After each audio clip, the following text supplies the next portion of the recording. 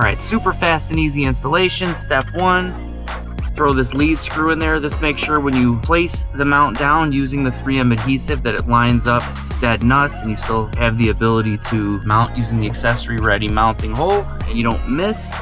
So you have that lined up. Step 2, remove the film off the 3M tape. Next, we will clean the surface where the legs will be.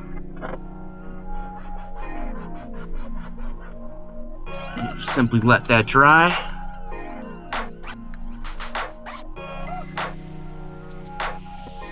And there you go. This will line up literally perfect.